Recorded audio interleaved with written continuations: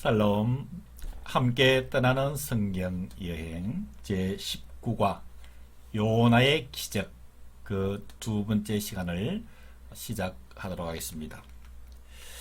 우리가 지난주에 요나서를 시작을 하면서 요나서를 통한 두 가지의 관점을 이해를 해야 된다라고 말씀드린 바가 있습니다. 즉 요나서를 통해서 하나님께서 들려주시고자 하시는 내용은 하나님의 세계 경영이라. 하나님은 이스라엘의 민족만을 위한 하나님이 아니라 전 세계를 다스리는 하나님이시다. 그래서 선지자를 파송하실 때에도 북이스라엘에는 아모스, 호세아 선지자를, 그리고 남유다에는 이사야, 미가를, 그리고 북이스라엘에 살던 요나를 바로 아수르의 수도인 니느웨로 보내신다. 그래서 하나님은 전 세계를 통치하시는 분이시다라는 문제고요.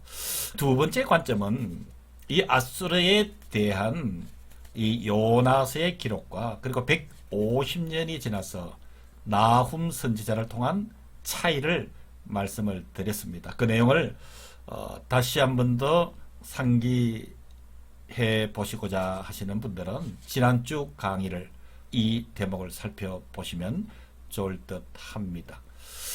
예, 오늘은 두 번째 시간으로 아수르의 큰 성읍 니느웨에 대해서 한번 살펴보기로 하겠습니다. 즉 아수르의 수도지요.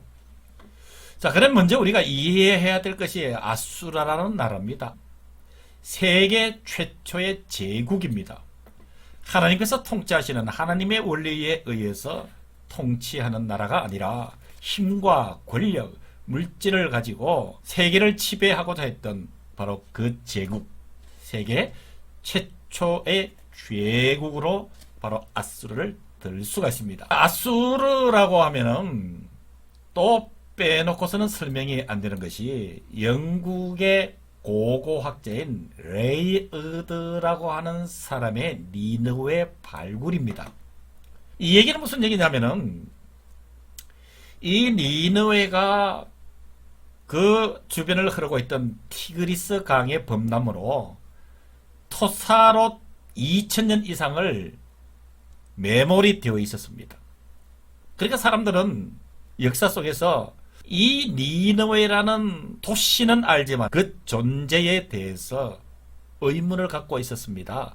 자, 그 내용을 말씀을 드리겠습니다. 자, 이 니느웨는 앞에도 말씀드렸다시피 아수르의 큰 성읍입니다.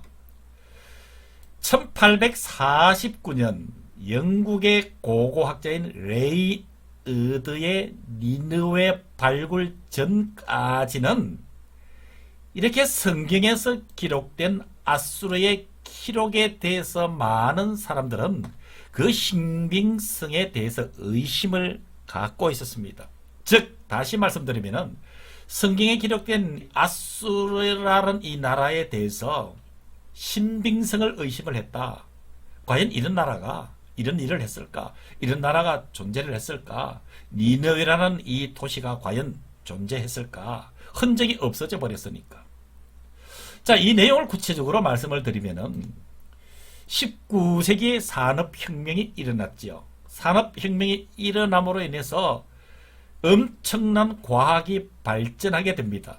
그러면서 사람들은 종교적인 신앙심이 옅어집니다. 그 중에 서구의 수많은 회의론자들이 증거가 보이지 않는 성경의 아수르의 기록을 의심을 하게 됩니다. 자, 이럴 때 니느웨는 티그리스 강의 범람으로 2000년 이상 흙에 덮여있다가 토사로 덮여있다가 바로 이 레이으드라는 영국의 고고학자의 발굴로 이 니느웨가 세상에 드러나게 됩니다.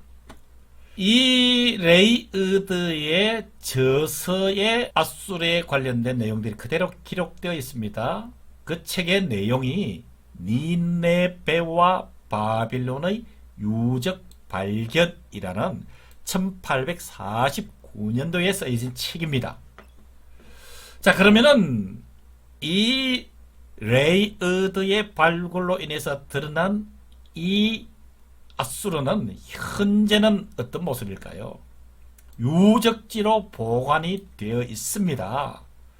바로 이라크의 모슬 지방이 바로 아수르이다 라고 하는 것이죠. 여러분, 이 지도를 통해서 보면은 이 이라크의 수도가 바그다드지요. 바그다드에서 북쪽으로 400km 정도 떨어진 곳에 바로 아수르의 수도 니느웨가 위치하고 있다라고 밝혀진 것이죠.